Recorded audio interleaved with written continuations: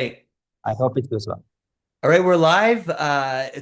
It's my name is Sunny Ray. I'm the host of the Sunny Ray Show. I am really excited. Today I'm joined by a gentleman by the name of Raphael, who's a founder of a company called Tactoon, doing some really interesting things in the robotic space that we're going to talk about later on. So Raphael, how are you doing today, buddy? Very good. Thank you so much. And I'm happy to be here, to be on your show. Awesome. Well, I'm happy to have you here. As I was telling you before we got hit the record button, I love, I would love to talk about your company. I want to talk about, how you arrived at robotics. Obviously, robotics is in the limelight right now. I think a lot of people, right? I would say almost like the masses, they're starting to think about it more. Whereas, it was always very niche and almost a bit, Sure.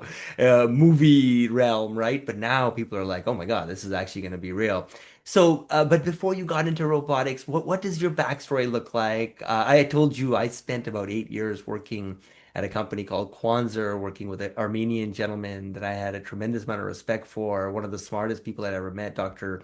Jacob Apkarian. I think you said you might have met him at one time, Sure. right? Or Yeah. you knew him. Yeah, cool. Yeah. So tell us a little bit about your background. Yeah, I'm really excited to hear more. Sure. So I'm an engineer with my education, and I did my master's degree in electrical engineering and computer science. And then my first journey already as an employee was working for Synopsys as a chip design engineer, and then for National Instruments. And then I started my own company. So that's already in 2011, which was systems integration business. So we were working with variety types of mostly machinery companies. Those days, I mean, what is robotics? Robotics basically when you give the machine the intelligence, then it becomes a robot. Like it gets the sensing and actuation, and it has the intelligence to do something autonomous. Now, that's how I started my journey, and I mean, we have delivered solutions. It was like systems integration for our audience. It's kind of service business. So it's not a product company, but rather delivering particular solutions to different companies in oil and gas, in automotive, in academia. And that's when, because we were partner of National Instruments, similar to Quasar. So, and that's when I get to know also Quasar, which is a Canadian company, also partner of NI, which is now Emerson. National Instruments was my second company that I used to work for around 5 years before starting my own company. And then fast forward to 2022, 23, that's when the idea came, or I mean, not idea, probably like it's better to say, I have seen some kind of opportunity in particularly in robotics, or I would even call it making machinery smarter. So that's what like smart machines, industrial IoT, that's kind of what was there before 2020. And then probably about after 2020 and then the ChatGPT moment 2023, 2022, that's kind of when physical AI and Jensen start to talk about NVIDIA getting into the edge compute, like becoming brains for those robots, and which is both consumer robotics as well as industrial robotics. So robotics, and that's when actually was an aha moment for me that this is exactly the time that we can our solutions that we have been delivering for those different companies can actually become a single product that can be valuable for not to build like one by one for every customer, but rather having a technology that will solve a particular problem for many robotic companies. I don't want to talk now what is the solution, but like basically that's the journey delivering custom solutions for different machinery manufacturers, having the or seeing the problem that those machines are kind of dumb or like human in the loop, like somebody operates all of them, and then seeing the opportunity that those machines can actually become almost fully autonomous, which we call robotics. And yeah, that's kind of probably not a short answer, but So, giving you some kind of a background. so,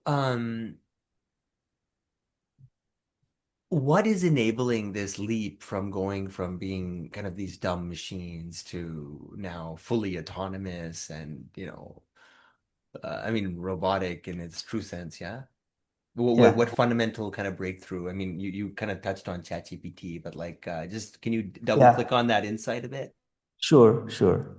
I think physical world, as probably like many times we have heard, like hardware is hard. Yeah, I mean this kind of formulation. And the physical world itself, it has so many different components. When you build anything in the physical world, and especially which has got some electrical component inside, it like you do mechanical design, you do the electrical engineering, some kind of controllers or some PCBs. Then there is the software layer, which adds up into this whole story. Now, within robotics, that's like traditionally the mechanical challenges and electrical challenges have been kind of addressed and solved, and that was something that was there, and it makes that industry called machinery, not even robotics. And then for the last 5 years, because of the because of the AI, artificial intelligence getting into the physical world, and mostly because also the synthetic data is there, like Omniverse, and there are other platforms as well that allow us to train those models for to understand physics, to understand when, for example, I'm holding this thing. Actually, my brain calculates what's the weight. I don't have a load cell, but there is some kind of, because when I see only with my vision, I already know the approximate weight of it. And that kind of, that's a perception. Like through a camera, through our eyes, we're being able to kind of have internal or intrinsic sensors, which are many, and that we do temperature. We actually measure temperature, we measure volume, we measure so many things. And the technology that enables is one of the technologies is the AI.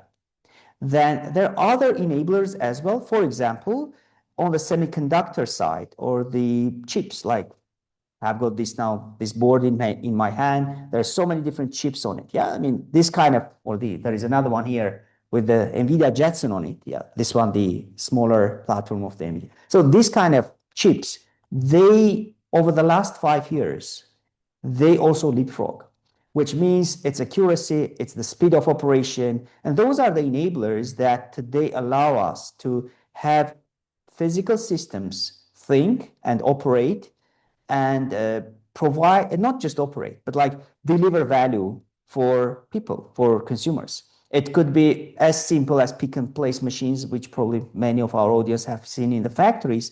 But what we are focusing is called field robotics, which means the robots that are operating in the real world environment. Those could be in agriculture, in construction, mostly not run in the lab, not run in the factories, but rather in somewhere, hopefully not in the wartime, but like those could be soldiers, those could be medical equipment in the hospitals. And those are many times we don't consider them as a robot. But in fact, those are systems that have intelligence, that can sense, perceive the world, and that can act. For example, MRI machine, which doesn't look like a robot, but in fact has a huge intelligence and can do not only just scanning, but also determining what is the illness or what kind of problems do you have with the analyzing the data. So that's kind of what like enablers are artificial intelligence getting into the physical world and the semiconductors, the chips that are becoming more accurate and faster.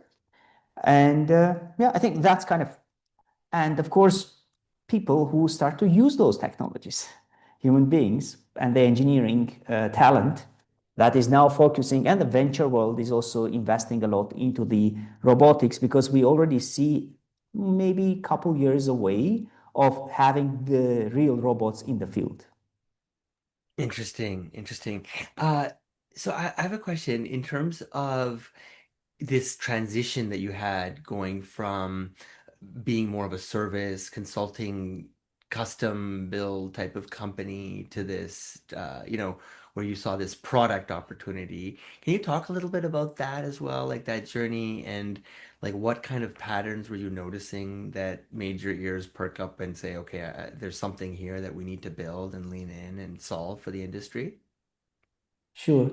I think the first thing that we notice, and it's not only myself, like we're team of engineers and like operators, like builders, let's call that like that. My co-founder, CTO, and myself, what we have seen is that many times machine manufacturers or robot builders, like companies are manufacturing the robots, they spend months or even many years to design and develop those systems. And that effort, we think, could be not the effort, but the time they spend on R&D can be drastically reduced. So I'm not talking making the robot smarter, which is one side, but actually making those robots can be done quicker and easier. And that's what we are actually focused on. So Tactum is another enabler technology. And the problem that we have seen is that people spend a lot of time on designing the custom solutions that will go inside every robot. Custom solution, I mean this kind of, we call it spine, because like NVIDIA and there are many other chip vendors who create the AI compute or the brain. Now we call it spine because it's kind of, like the spine is the nervous system that allow to sense, like to read from sensors and to actuate different types of actuators, servo hydraulic, pneumatic, electromechanical, variety types of motors, and not only motors, maybe heating systems or some other different actuators. Now, that spine is from one robot to another is a custom thing, and you cannot have a universal solution, which is not the case with factory automation. In the case of factory automation, when you need to have like a production line for, let's say, Tesla car, or let's even do a food industry like bottling. Yeah, Coca-Cola have got those conveyor belts, picking, placing, putting some stuff, and the brains, the controllers that are operating those conveyor belts are quite, I mean, Siemens, ABB, Yokogawa. There are so many companies building programmable logic controllers, and that's the traditional market. So in those applications, you don't need to have, it needs to be modular because every 6 months you're changing the product line. In the case of the robotic system that I think are going to grow, like there's so many companies being born just over the last 1 or 2 years. Just monitor the number of companies getting to YC in the last two cohorts.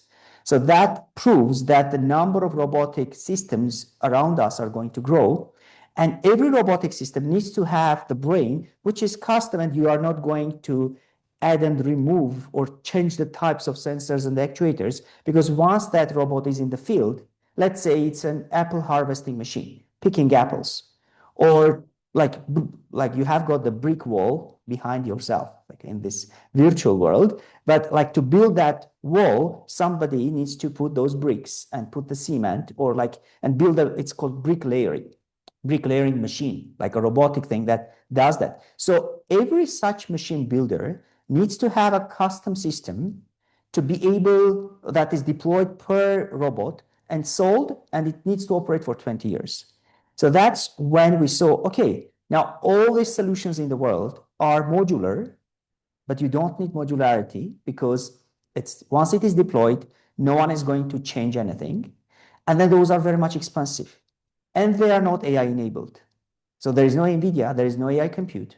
And that's what we saw as an opportunity. And now what we actually deliver as a company, it's very much specific solution, like custom solution for every robot manufacturer that is as per their requirements, charging zero for that design and delivering that in a month or two. So they get exactly what they need. Yeah, keep going. Hello? Sorry, I just keep going. I'm listening. I just have to Yeah, change sure. something here. So they get exactly what they need. And at the same time, they can do the programming of such solutions by vibe coding without actually knowing any firmware programming languages. So that's the other thing, which is like with nature language, with English language, with whatever they speak, they can interact with those brains, with those complex solutions. So that's kind of now the challenge is the R&D, research and development timeline. The solution is this kind of technology that you can speak with it, and it does exactly what you need to do. Very. All right, we're back. So, Raphael, so if I'm hearing you correctly, you were saying that you're essentially building the spine, right? For these semi or I guess fully autonomous systems that are to come. And these are systems that are to be deployed in industry or agriculture. Now, are we talking about humanoids at all? Like, could this be used in humanoid, or are we talking about, like you said, apple picking robots and a certain type? It's more about the industrial environment and like field robotics, not humanoids. And there is an like the answer, why not humanoids? Why not like four-leg robots? It's more on the business side and economy rather than a technical issue. Because like when the number of units goes above 1 million, it does make sense to have this kind of technology as a broad, like for everyone. I think the R&D the number of units justifies the investment per company to design such kind of platforms internally. So for example, this Tesla, like it initially started using NVIDIA technology, but today they have their own even ICs, not even PCBs. Because the number of cars that they manufacture, that scale allow them to invest internally to build such kind of systems. In the case of field robotics, even theoretically, the total market size cannot justify investing into creating this kind of technology. It does make sense because the number of units of, let's say, in mining or in the same apple picking machines, we're not talking about millions of units. Even today, like the like heavy machinery uh, put together, like Caterpillar, John Deere's, still the units are in thousands. Not even in, I mean, if we talk about the energy, like wind turbines are deployed annually. I think, like, as much as I remember, it's less than 10,000 or worldwide. The number of MRI machines are only like 5,000, no, 1,500. So those are the numbers. So that doesn't justify to have a universal solution or like custom solution per every type of a robot you're building. Mm. And that's kind of on that side.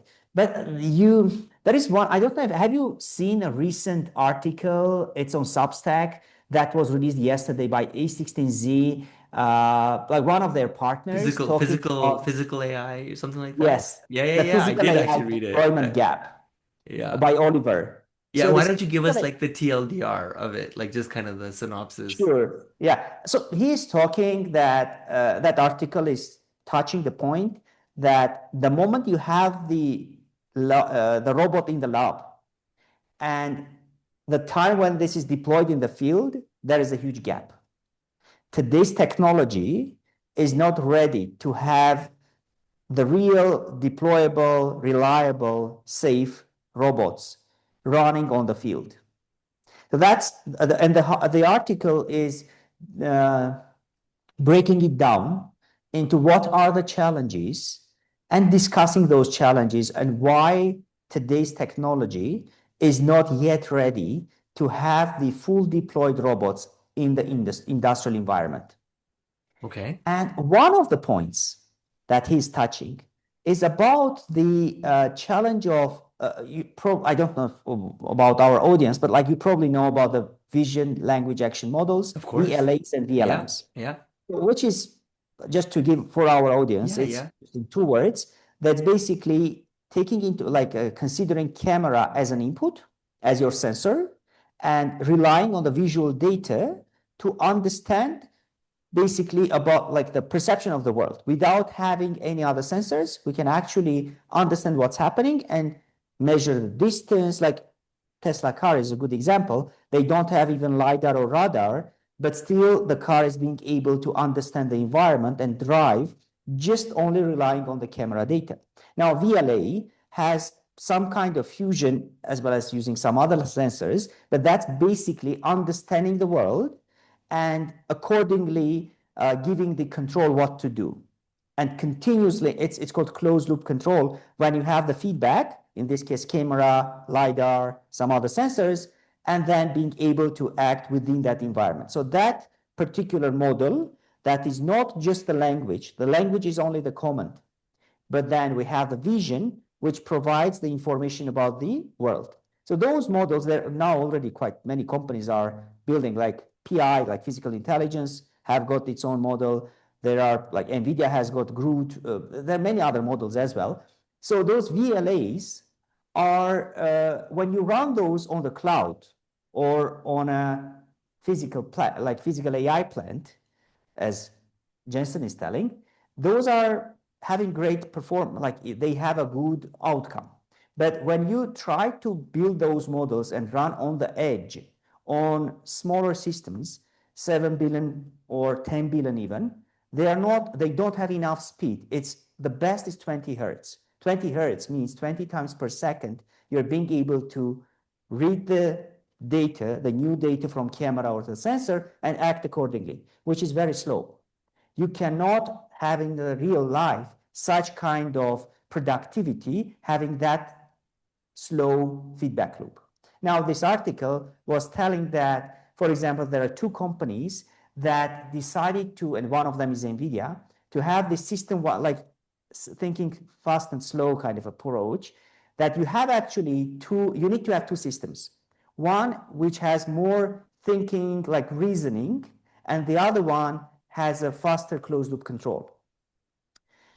Basically having two models, one is running on the edge, the other one could be even connected, and those two systems together will probably solve the problem, which means it will be enough fast.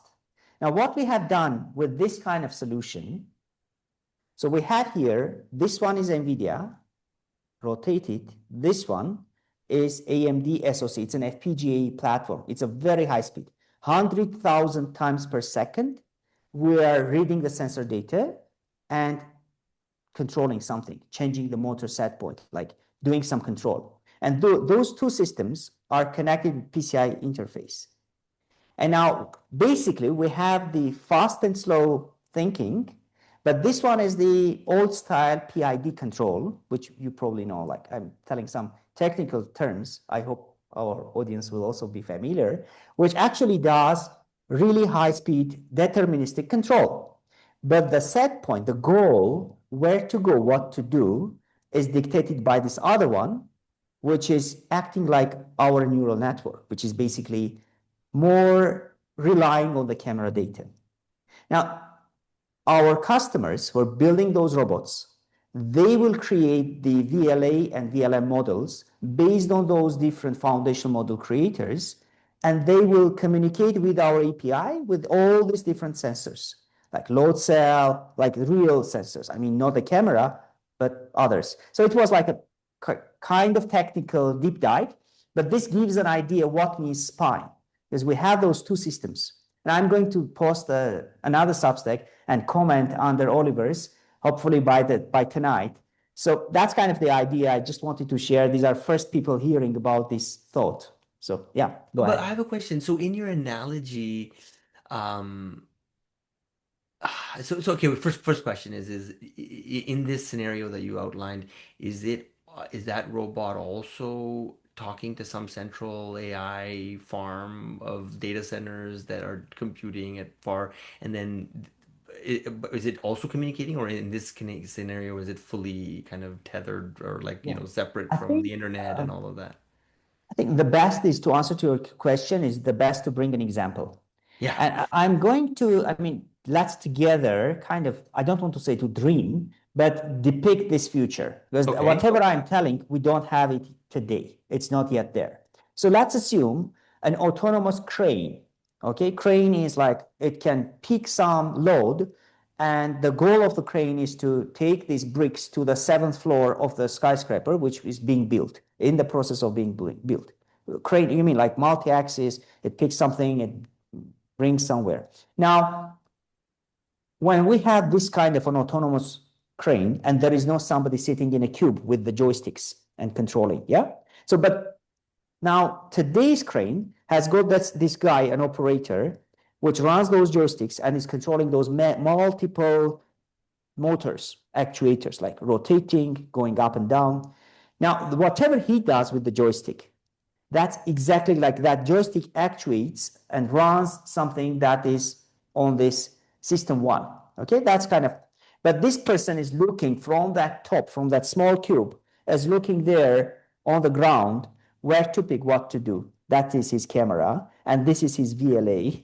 Okay, that is acting. Now that's part of the NVIDIA.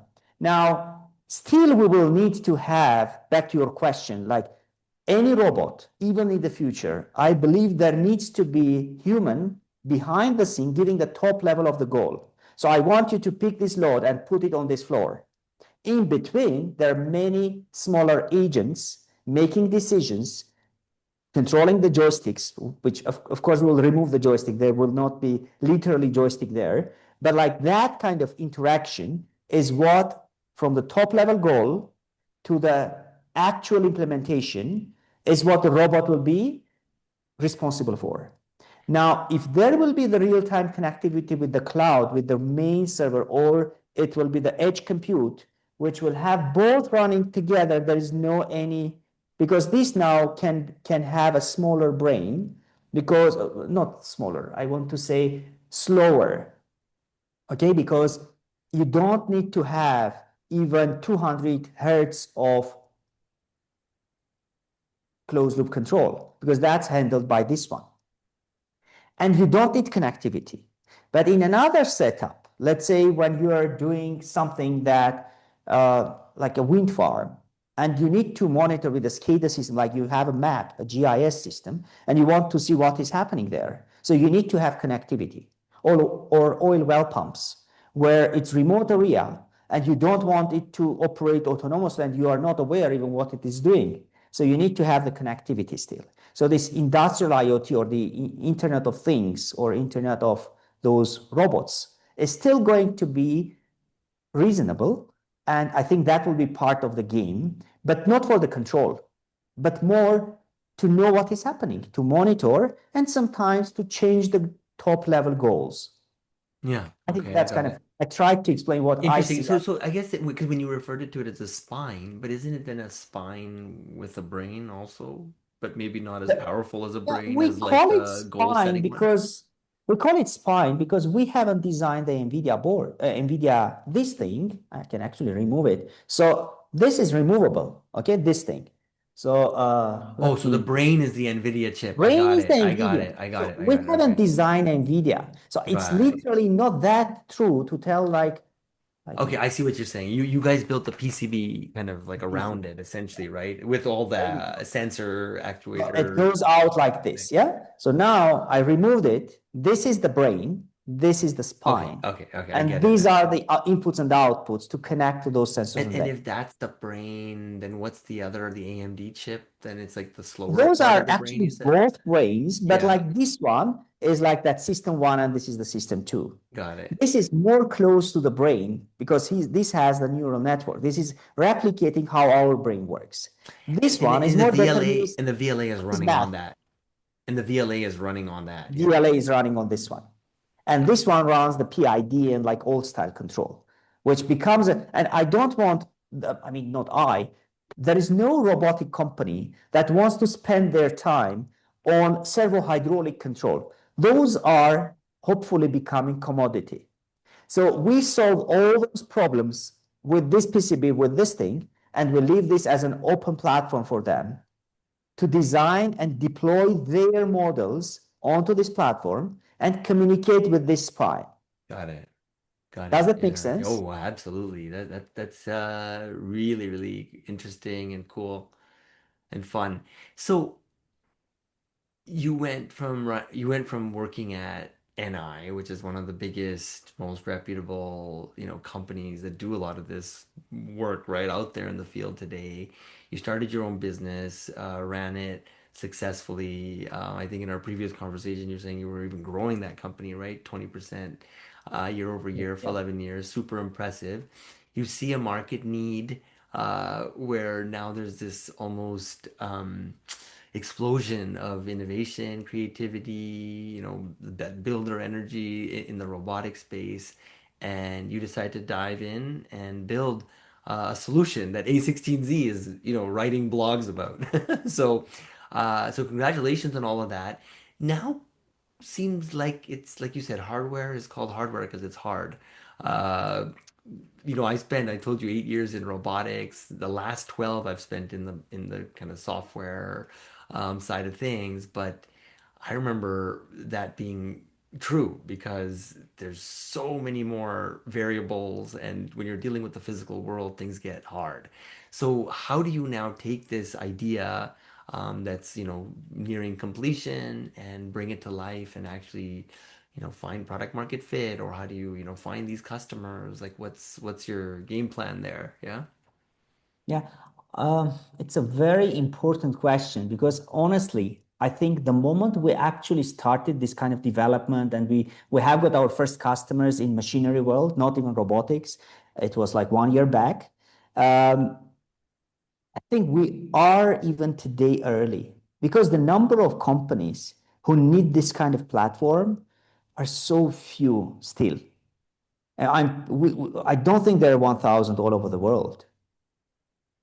And from that perspective, it's something that we should. I mean, this is a good timing to start it, but in the upcoming 3 to 5 years, that's when actually this will take off. So the way we find those startups, or not even only startups, but those could be traditional manufacturers of the same heavy machinery who are open to innovate and who want to transition from being just a machinery company to becoming a robotics company. And this kind of platform will ease their R&D by tenfold, like really, because they don't need to design their own custom boards, they don't need to think about these closed loop controls and everything, and they just need to focus on to creating their own custom AI models for that particular application. Now, the way we find them is first of all the network, and I think like that's because my like our investors or the other like investors are a good source. That's one because once investors invest in a seed round robotics company, they already know, and that could be a referring factor. The other thing is that today, I think NVIDIA is also playing a huge role with NVIDIA Inception program, which we are also part of. And NVIDIA Inception program is probably one of the few that has thousands of robotic companies. Probably not all of them will actually justify to build a real company. Some of them, they don't have even any investment or like they're just early stage. And probably like half of that are consumer robotics, like humanoid robots, which are not candid like a target audience for us. But anyway, that's another source. Um, yeah, I think, have I answered your question or? Yeah, so I guess so Raphael, if we had to like kind of land the plane, help me like if people want to double click and learn more about you, about the company, is there much online right now? Okay, are you able to share some more Uh, pointers? Sure.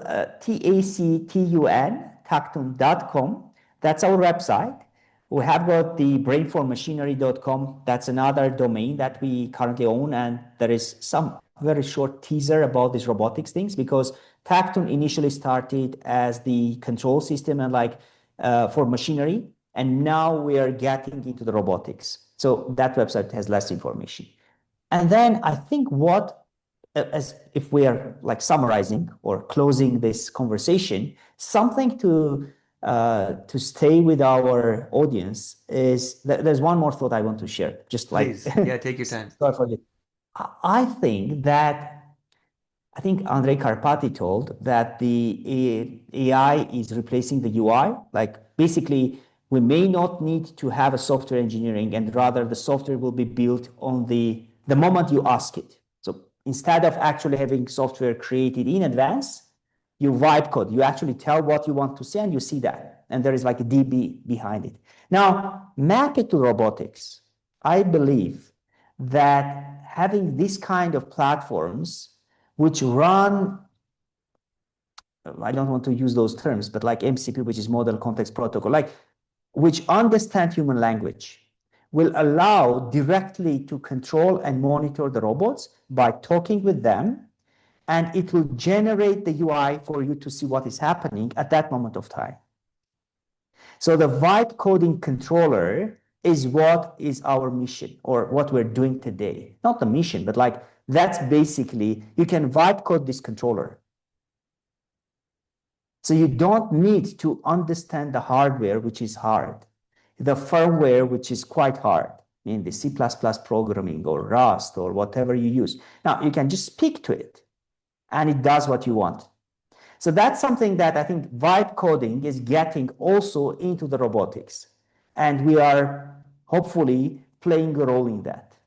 That's Wow, kind of something I wanted that's to land. crazy. That's exciting. That's exciting. I just yeah, I mean that's awesome because I'm all into vibe coding and I love hardware, but I'm not the best coder. So it Now you gives can people build like me your own hope. robot Huh? Oh, without, you can yeah. design your robot, you can build your robot without knowing the low level programming languages. But you still need to create the LMs. What are the sensors just before we close? What are the sensors you have on there that you can read on your It's board? all custom. So you tell me what sensors you want and you get exactly that board. Oh, We okay. have a list of like around 30, 40 sensors, which we built those modules. Like it's like a Lego for us. We have these different smaller, oh, I don't know how to, so can you Wait, see this like wait, lines? every PCB you're gonna build for customers will be custom? Yes, I it will thought be you were gonna custom you have a because there is a product, quantity. but Yeah, it's the product is custom in every situation. yes. But we are not doing it manually. And that's the magic. It takes us 1 or 2 days to have the custom board built. Not You know what? manufactured, Yeah. designed. The Gerber files, the PCB is designed in 1 or 2 days. And then to build the actual PCB, And then the contract manufacturer will build it. they'll So build like it. you can choose wherever you want. But Got it. it's not a manufacturing thing, it's the design. Well, that's most complex thing, not the these kind of PCBs are not that complex to manufacture. And are you guys using AI to design the Sure. PCBs as Yes. well? Oh Yes. man, are we there? That's crazy. So that's Not like to be honest, wow. this each module is Yeah, designed manually, but putting all together, that's where AI plays a role. And cool. that's what is done every time for every customer because we have all the modules pre-built over the last 2 years. So we're not Awesome. designing from scratch. That's kind of, there is some kind of, not a trick, but like platform. That's an architecture. That is exciting. Well, Raphael, we got to do this again. Maybe, a couple months down the road when things are, firing on all cylinders and you've got it out in the field. But thank you so much for your time. I really appreciate it. Maybe just hang back. But really, are we good? And did you want to share anything else in terms of Sure. No, your thank you so website? You much. share? This Yeah. was really interesting. And Yeah. thanks for your very insightful questions. Yeah. Thank you. All right. Well, until next time, everyone. Bye-bye.